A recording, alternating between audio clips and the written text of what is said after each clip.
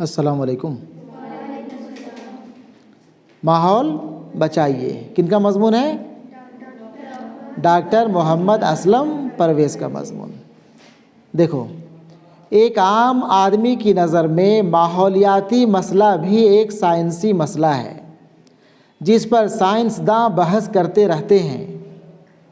اس کے خیال میں یہ کوئی ایسا مسئلہ نہیں ہے جس میں وہ دلچسپی لے یا جس پر غور و فکر کیا جائے، لیکن ذرا بتائیے کہ کیا ہم کو اس بات کی فکر نہیں ہے کہ آج کل کینسر کا مرض اتنی شدت کیوں اختیار کر گیا ہے؟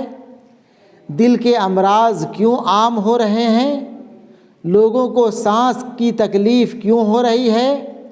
موسموں کا چلن کیوں بگڑ گیا ہے؟ برسات کی وہ رتیں اور جھڑیاں کیوں ختم ہو گئی ہیں؟ دریاؤں کا پانی گدلا اور کنوؤں کا پانی زہریلا کیوں ہو گیا ہے؟ تازہ ہوا کے وہ جھونکے کہاں چلے گئے کہ جو روح کو شاد کر جایا کرتے تھے؟ موتی کی طرح شفاف پانی کے وہ قدرتی چشمے کہاں کھو گئے جن کی تہ کا حال اوپر سے ہی نظر آتا تھا؟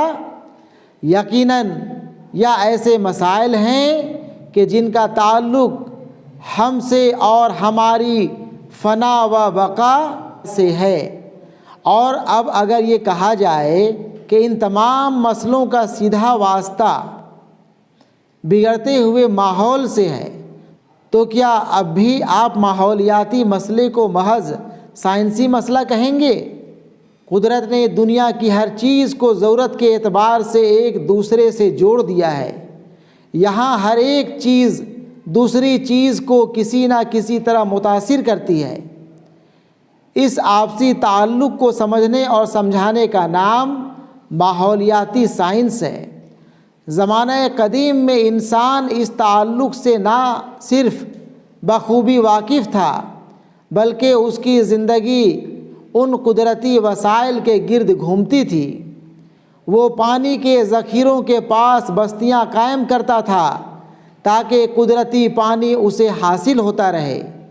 جنگلات سے وہ لکڑی، چارہ اور غذا حاصل کرتا تھا۔ زمین وسیع تھی اور آبادیاں کم تھیں۔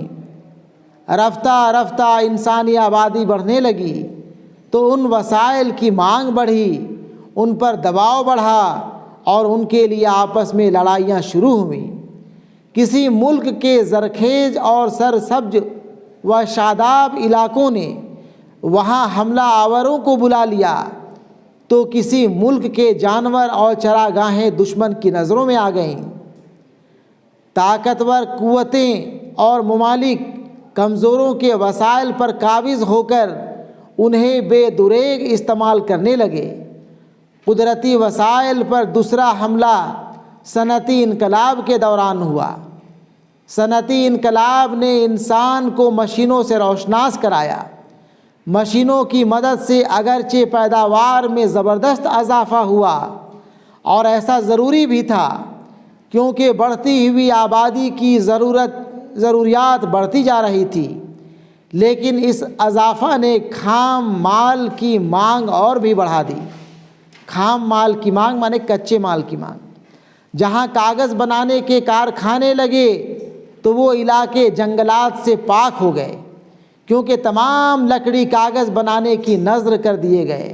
جہاں کسی دھات سازی کا کام ہوا تو وہاں کان کنی اتنی ہو گئی کہ تمام زمین کھود کھود کر بنجر بنا دی گئی۔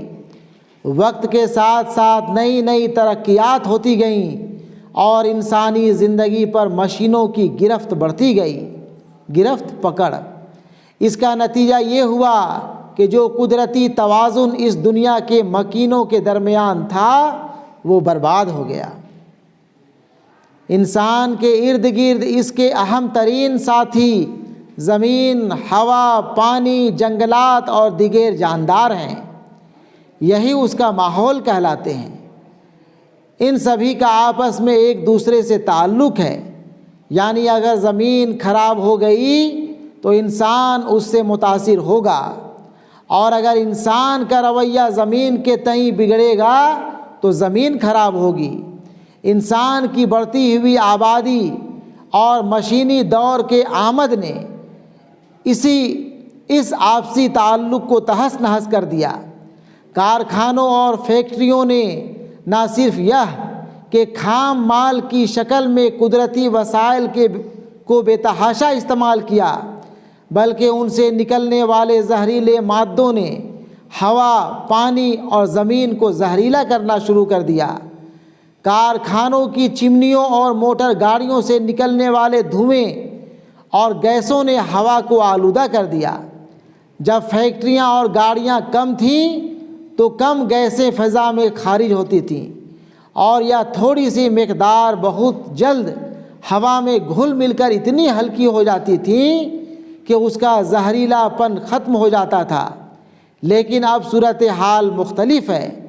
اب اتنی زیادہ مقدار میں یہ گیسیں ہوا میں خارج ہوتی ہیں کہ ان کا پھیلنا اور تحلیل ہونا ناممکن ہے۔ نتیجہ یہ ہے کہ یہ تمام زہریلی گیسیں خطرناک حد تک ہوا میں جمع ہو رہی ہیں۔ شہری اور صنعتی علاقوں کے اوپر یہ گیسیں ایک غلاف کی مانند چھائی رہتی ہیں۔ ایسی ہوا میں جب ہم لوگ سانس لیتے ہیں تو یہ سب کیمیائی مادے، رسائنک ہمارے جسم میں داخل ہو جاتے ہیں۔ ہمارے کارخانوں اور موٹر گاڑیوں سے خارج ہونے والی گیسوں میں زیادہ مقدار کاربن مونو آکسائڈ، نائٹروجن ڈائی آکسائڈ، نائٹرس آکسائڈ، سلفر ڈائی آکسائڈ اور کاربن ڈائی آکسائڈ گیس کی ہوتی ہے۔ ان سبھی گیسوں کی زیادتی ہمارے قدرتی ماحول کے لیے مضر ہے۔ ان میں سے کچھ گیسیں تیزاب کی شکل میں زمین پر آتی ہیں۔ ایسی بارش کو تیزابی بارش کہا جاتا ہے، اور کئی ممالک کو ان بارشوں کا تجربہ ہو چکا ہے اور ہو رہا ہے۔ تیزابی بارش کی سب سے اہم وجہ سلفر ڈائی آکسائڈ گیس ہے۔ فضا میں اس گیس کی زیادتی خطرے کی گھنٹی ہے، کیونکہ تیزابی بارشیں نہ صرف یہ کہ پیڑ پودوں اور جانداروں کو نقصان پہنچاتی ہیں، بلکہ ان سے عمارتیں اور دیگر سامان بھی متاثر ہوتا ہے۔ موٹر گاڑیوں سے نکلنے والی کثافت نے نہ صرف ہوا کو ہی متاثر کیا ہے، بلکہ کارخانوں کا فضلہ ہوا کے علاوہ پانی اور زمین کو بھی خراب کرتا ہے۔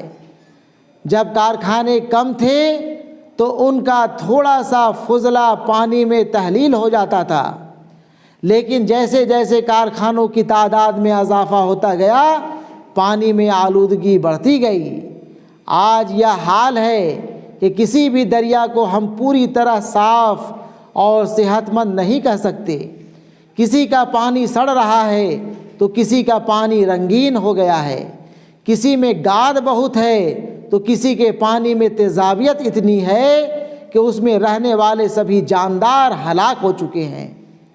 ہوا اور پانی کی کثافت کو قابو میں رکھنے کے لیے قدرت نے بڑا اچھا انتظام کر رکھا ہے۔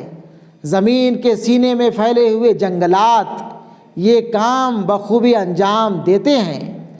ہوا کی آلودگی کو درخت اور دیگر پودے جذب کر لیتے ہیں، نیز ان ہرے جانداروں سے خارج ہونے والی آکسیجن گیس ہوا کے زہریلے پن کو کم بھی کر دیتی ہے۔ تاہم افسوس کی بات یہ ہے کہ جنگلات بھی انسان کی دسترس سے محفوظ نہ رہے۔ کہیں پر رہائش کے لیے جنگلات کو صاف کیا گیا تو کہیں کھیتی باڑی کے لیے جنگلات کاٹے گئے، یا پھر کارخانوں اور فیکٹریوں کو قائم کرنے کے لیے جنگلات کو ختم کیا گیا۔ ان سب باتوں کا نتیجہ یہ ہوا کہ زمین کا یہ ہرا غلاف اترنے لگا، جس کی وجہ سے آلودگی میں مزید اضافہ ہوا۔ بھلا ہم میں سے کون ہے جسے اپنی صحت عزیز نہ ہو؟ تو پھر یہ بے حسی کیسی ہے؟ ہم کیوں انتظار کریں کہ جب چیکنگ اور چالان شروع ہوں تبھی اپنی گاڑیوں اور کارخانوں کو درست کریں؟ اگر ہم کو اپنی صحت پیاری ہے اور اپنے ننھے منھے مسکراتے بچوں کو صحت مند فضا مہیا کرنی ہے تو ہمیں یہ بے حسی اور لاپرواہی چھوڑنی ہوگی، ورنہ یقین کریں کہ ہم اپنے معصوم بچوں کو ورثے میں ایک ایسی زہریلی فضا اور ماحول دیں گے جس میں وہ کبھی مسکرا نہ سکیں گے اور شاید اگلی نسل کی مسکراہٹ تو دیکھ بھی نہ سکیں۔